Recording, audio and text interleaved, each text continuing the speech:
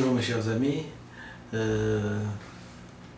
matin nous avons fait un chapitre sur l'arbitraire et j'ai pu me permettre de donner quelques petits conseils, quelques conseils pour les gens qui ont des responsabilités nouvelles dans la Deuxième République. C'est-à-dire, j'ai pu dire que la politique était plus ou moins sacrée, qu'elle ne dépendait pas, qu'elle n'avait pas à voir avec ce qu'on appelle un échange ni d'amitié, ni de camaraderie, et encore moins de copinage. C'est-à-dire, et en lisant un petit peu mes documents, je me suis aperçu que c'est vraiment la richesse de la langue française, c'est que avec un seul terme, on peut faire plusieurs chapitres, et ce sont toujours des points de vue d'auteurs différents, et donc parfois un point de vue il nous plaît sur le moment, et on prend un autre dictionnaire et nous voyons que c'est abordé d'une autre façon, et donc c'est meilleur pour nos lecteurs. Comme nous chérissons beaucoup nos téléspectateurs et nos assidus aux vidéos, on s'est permis cette fois-ci d'ajouter une couche sur l'arbitraire et donc de faire une deuxième vidéo.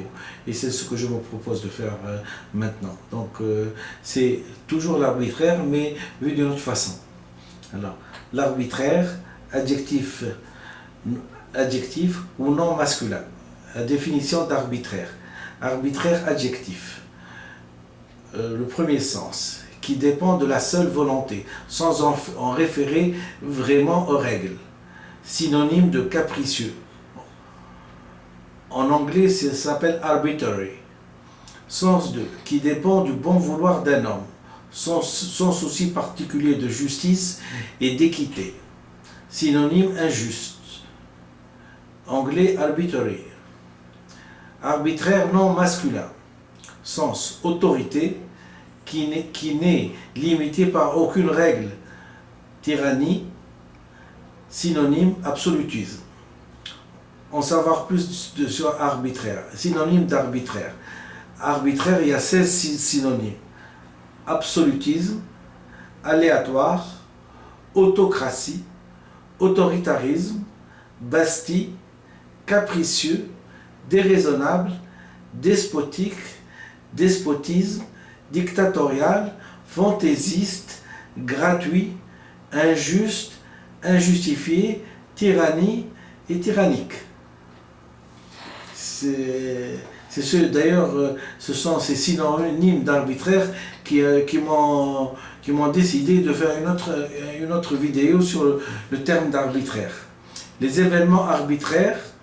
Alors, les événements arbitraires, nous allons prendre des événements historiques pour pouvoir juger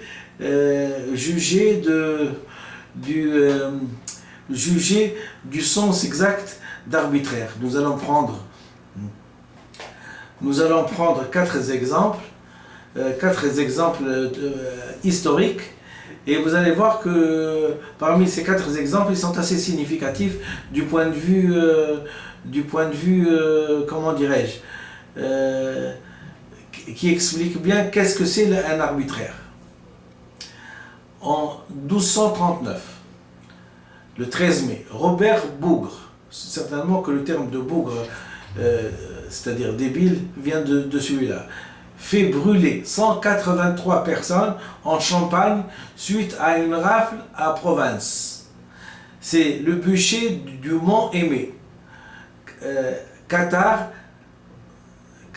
repenti et désormais inquisiteur, Robert Bougre est souvent désigné comme le symbole de la violence, parfois arbitraire, de l'Inquisition.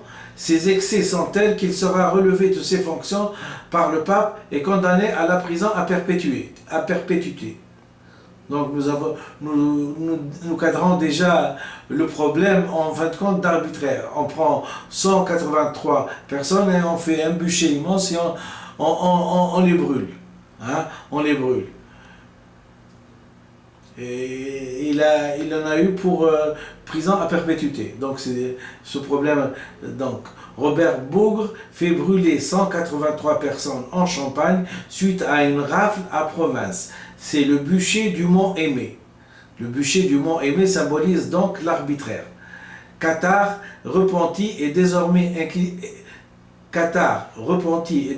inquisiteur, Robert Bougre est souvent désigné comme le symbole de la violence, parfois arbitraire, et de l'inquisition. Ses excès sont tels qu'il sera relevé de ses fonctions par le pape et condamné à la prison à perpétuité. Deuxième exemple que nous allons prendre pour le terme arbitraire. La Corse se rebelle en 1729. En novembre 1729, exaspéré par la pression fiscale, son exclusion de l'administration au profit des Génois est une justice parfois arbitraire. Au profit des Génois est une justice parfois arbitraire. La population de Corse se soulève contre la République de Gênes. Le gouverneur de Corte a mis le feu aux poudres en déclarant maintenir une taxe exceptionnelle alors que l'île subit une crise économique. Les émeutes populaires prennent un tour révolutionnaire lorsque quelques mois plus tard, le consulte de Furiani désigne des émissaires dont la mission est souvent le maintien et de trouver du soutien à l'étranger. Mais la mission échoue, contrairement à Gênes qui trouve un allié dans l'Empire autrichien. Donc c'est une rébellion en Corse contre l'arbitraire d'une administration qui a été au profit de Gênes. Certainement qu'il y avait des provinces en Italie et que on a préféré l'administration la confier aux Génois qu'aux Corses, alors que les Corses étaient au bout du rouleau du fait qu'il y ait des problèmes économiques et une pression fiscale assez grande. C'est toujours l'arbitraire. Alors, la Bastille, maintenant la prise de la Bastille, 1789, le 14 juillet, les Parisiens, excédés par des restrictions et l'immobilisme du roi Louis XVI, se révoltent. À la recherche d'armes, ils envahissent d'abord l'hôtel des Invalides, puis se ruent vers la prison de la Bastille. Le gouverneur de Launay, qui détient la clé de la forteresse, est sommé de remettre aux insurgés, mais certains révolutionnaires réussissent à pénétrer dans l'enceinte de Launay ordonne d'ouvrir le feu, puis de 80 Parisiens sont tués. En fin d'après-midi, le gouverneur capitule, il est tué. Une heure plus tard, la prise de la Bastille marque le point de départ du mouvement révolutionnaire français. Le symbole de l'arbitraire royal est tombé, l'ancien régime touche à sa fin. Donc la prise de la Bastille marque la chute de la royauté, et marque la chute de l'ancien régime. Le départ d'un mouvement révolutionnaire français. Le symbole de l'arbitraire royal est tombé. Donc il faut retenir ça comme quoi la prise de la Bastille c'est un signe où l'arbitraire de Louis XVI est tombé. D'accord. Mutinerie dans le camp français. En 1917, mais suite au désastre de la bataille du chemin des Dames, et pendant différentes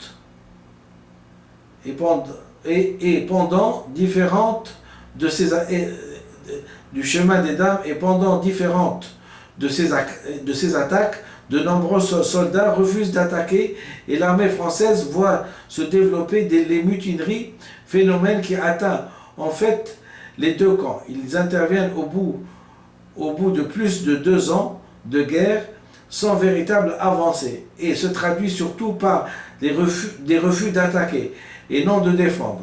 le contexte difficile et la lassitude des horreurs de la guerre entraînent des agitations mineures, souvent à l'arrière, pendant 2 mois. 42 poilus sont fusillés d'après des choix plus ou moins arbitraires. Pour l'exemple, et afin de rétablir l'ordre, ils seront réhabilités après la guerre. Donc on a vu que les gens n'avançaient pas pendant la Première Guerre mondiale, et vu sa longueur, vu le nombre de massacres qu'il y a eu, vu le nombre de gens morts qu'il y a eu, l'armée ne voulait plus avancer. Et on devait donner un exemple. Et on a vu que tout exemple est arbitraire. Quand on prend une sanction de façon arbitraire à donner une leçon aux autres, c'est forcément un arbitraire. On choisit sur disons 10 000 soldats, on va choisir 40, on va les mettre bien visibles sur un bûcher, et on va soit leur tirer dessus, soit les faire brûler, etc. Donc ça, c'est un signe d'arbitraire en 1917. Voilà ces 4 exemples, et ça, bien sûr, ça confirme les différentes définitions que nous avons données. Et l'arbitraire comprend aussi ce qu'on appelle l'absolutisme. C'est-à-dire que on n'a pas le droit de faire ça, mais on le fait quand même. Voilà, c'est l'arbitraire. Il m'était important de citer dans l'arbitraire l'exemple de la Bastille, l'exemple des soldats de 1917 avec les 43 poilus qu'on a fusillés, quel exemple on a pris encore? L'exemple de M. Bougre, qui a pris 187 personnes, qui les a mis sur un bûcher, qui les a brûlés, hein, et la rébellion de la Corse. Et c'est pour ça que j'ai pris soin d'ajouter une deuxième vidéo à l'arbitraire. Tout ça pour, bien sûr, comment dirais-je, les exemples qui sont passés et l'histoire nous guide dans le fait de préparer notre avenir. Hein? Et quand on montre quand on est arrivé à changer de régime, à faire une révolution et à mettre un point final à l'arbitraire dicté pendant 54 ans avec deux présidents, deux chefs d'État qui ont irrationnellement gouverné des pays, un pays de 12 millions d'habitants, et que nous sommes arrivés à une deuxième république, et que nous allons probablement commencer à apprendre une langue qui est reconnue par l'inconscient, et que nous avons été maltraités et non reconnus dans notre développement mental, hein, avec un langage qui remonte le temps. Je me voulais de donner des exemples pour montrer que l'arbitraire, quelle que soit la nationalité qu'il peut prendre, en Tunisie, en Libye, en Égypte, en Côte d'Ivoire, ou en Syrie, finit toujours par faire chuter le régime et le régime qui est l'auteur de l'arbitraire finit toujours par tomber. Donc la meilleure chose, c'est de ne pas écrire les premières pages de notre révolution dans une philosophie d'arbitraire. C'est comme ça et c'est comme ça. On discute. Nous avons un peuple qui est assez rationnel, qui est assez logique, qui attend ce changement. Il est tout à fait normal que les députés discutent entre eux pour pouvoir voir l'avenir sous de meilleurs jours. Et voir l'avenir sous de meilleurs jours, c'est que quand on est rationnel et que quelqu'un leur montre le mouvement de la montre, comment il fonctionne, je pense qu'on doit se ranger toujours du côté du mouvement sacro-saint de l'horloge que du mouvement inverse. Et c'est pour ça que j'ai tenu à mettre aussi ces vidéos pour dire que c'était arbitraire d'écrire de droite à gauche, et que le véritable sens de l'écriture reconnu par l'inconscient, c'est d'écrire de gauche à droite, et donc de conquérir le temps et non pas de conquérir le passé. Et donc la conquête du passé n'est rien d'autre que l'arbitraire, hein, de deux personnes qui n'ont pas eu la culture nécessaire pour transmettre à leur peuple un langage reconnu par l'inconscient, et que de ce fait même là, ils les ont, qu'on le veuille ou non, je m'excuse pour les attacher, pour les gens qui sacralisent un petit peu, hein, les discours bien faits et bien enthousiasme, hein, du vieux président de la République, Habib Bourguiba, et de notre délinquant suprême, Zine Abidine Ben Ali, avec ses discours et trucs.